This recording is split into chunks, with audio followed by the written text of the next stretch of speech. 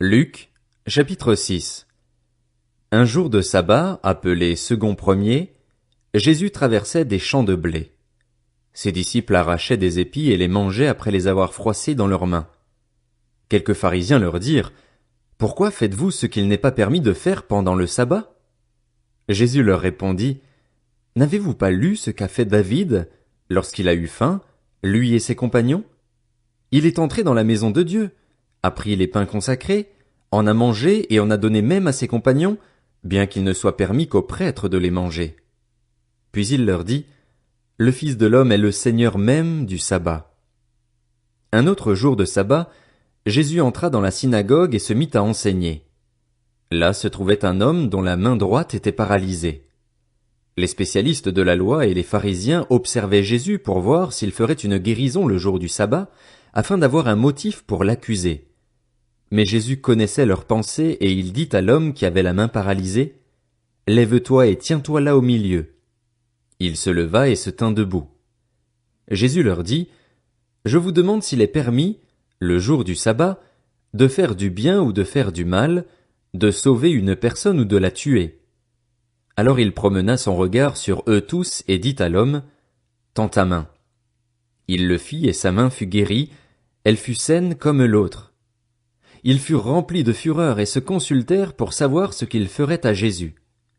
À cette époque-là, Jésus se retira sur la montagne pour prier. Il passa toute la nuit à prier Dieu. Quand le jour fut levé, il appela ses disciples et il en choisit parmi eux 12 auxquels il donna le nom d'apôtres. Simon, qu'il appela aussi Pierre, André, son frère, Jacques, Jean, Philippe, Barthélemy, Matthieu, Thomas, Jacques, fils d'Alphée, Simon, appelé le Zélote, Jude, fils de Jacques, et Judas l'Iscariote, celui qui devint un traître. Il descendit avec eux et s'arrêta sur un plateau où se trouvait une foule de ses disciples et une multitude de personnes de toute la Judée, de Jérusalem et du littoral de Tyr et de Sidon. Ils étaient venus pour l'entendre et pour être guéris de leur maladie. Ceux qui étaient tourmentés par des esprits impurs étaient guéris, et toute la foule cherchait à le toucher parce qu'une force sortait de lui et les guérissait tous. Alors Jésus leva les yeux sur ses disciples et dit, « Heureux vous qui êtes pauvres, car le royaume de Dieu est à vous. Heureux vous qui avez faim maintenant, car vous serez rassasiés. Heureux vous qui pleurez maintenant, car vous rirez. Heureux serez-vous lorsque les hommes vous détesteront, lorsqu'ils vous chasseront, vous insulteront et vous rejetteront comme des êtres infâmes à cause du Fils de l'homme. Réjouissez-vous, ce jour-là, et sautez de joie, parce que votre récompense sera grande dans le ciel. En effet, c'est de la même manière que leurs ancêtres traitaient les prophètes. Mais malheur à vous, riches, car vous avez votre consolation. Malheur à vous qui êtes comblés maintenant, car vous aurez faim. Malheur à vous qui riez maintenant, car vous serez dans le deuil et dans les larmes. Malheur lorsque tous les hommes diront du bien de vous, car c'est de la même manière que leurs ancêtres traitaient les prétendus prophètes. Mais je vous dis, à vous qui m'écoutez, aimez vos ennemis, faites du bien à ceux qui vous détestent, bénissez ceux qui vous maudissent, priez pour ceux qui vous maltraitent. Si quelqu'un te frappe sur une joue, présente-lui aussi l'autre. Si quelqu'un prend ton manteau, ne l'empêche pas de prendre encore ta chemise. Donne à toute personne qui t'adresse une demande et ne réclame pas ton bien à celui qui s'en empare. Ce que vous voulez que les hommes fassent pour vous, faites-le vous aussi de même pour eux.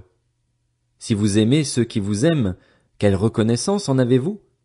En effet, les pécheurs aussi aiment ceux qui les aiment. Si vous faites du bien à ceux qui vous font du bien, quelle estime en avez-vous? En effet, les pécheurs aussi agissent de même. Et si vous prêtez à ceux dont vous espérez recevoir en retour, quel gré vous en sait-on? En effet, les pécheurs aussi prêtent aux pécheurs afin de recevoir l'équivalent. Mais aimez vos ennemis, faites du bien et prêtez sans rien espérer en retour.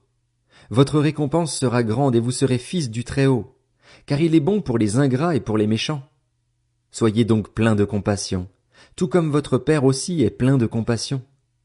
Ne jugez pas et vous ne serez pas jugés. Ne condamnez pas et vous ne serez pas condamnés.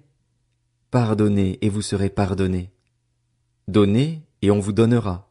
On versera dans le pan de votre vêtement une bonne mesure, tassée, secouée et qui déborde, car on utilisera pour vous la même mesure que celle dont vous vous serez servis. Il leur dit aussi cette parabole. Un aveugle peut-il conduire un aveugle? Ne tomberont-ils pas tous deux dans un fossé? Le disciple n'est pas supérieur à son maître, mais tout disciple bien formé sera comme son maître. Pourquoi vois-tu la paille qui est dans l'œil de ton frère et ne remarques-tu pas la poutre qui est dans ton propre œil?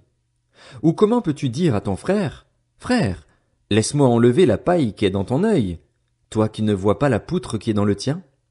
Hypocrite, enlève d'abord la poutre de ton œil, et alors tu verras clair pour retirer la paille qui est dans l'œil de ton frère. Un bon arbre ne porte pas de mauvais fruits, ni un mauvais arbre de bons fruits. En effet, chaque arbre se reconnaît à son fruit. On ne cueille pas des figues sur des ronces et l'on ne vendange pas des raisins sur des ronces. L'homme bon tire de bonnes choses du bon trésor de son cœur, et celui qui est mauvais tire de mauvaises choses du mauvais trésor de son cœur. En effet, sa bouche exprime ce dont son cœur est plein. Pourquoi m'appelez-vous Seigneur, Seigneur, et ne faites-vous pas ce que je dis? Je vais vous montrer à qui ressemble tout homme qui vient à moi, entend mes paroles et les met en pratique. Il ressemble à un homme qui, pour construire une maison, a creusé profondément et a posé les fondations sur le rocher. Une inondation est venue. Le torrent s'est jeté contre cette maison sans pouvoir l'ébranler, parce qu'elle était fondée sur le rocher. Mais celui qui entend et ne met pas en pratique est semblable à un homme qui a construit une maison sur la terre, sans fondation. Le torrent s'est jeté contre elle et aussitôt elle s'est écroulée. La ruine de cette maison a été grande.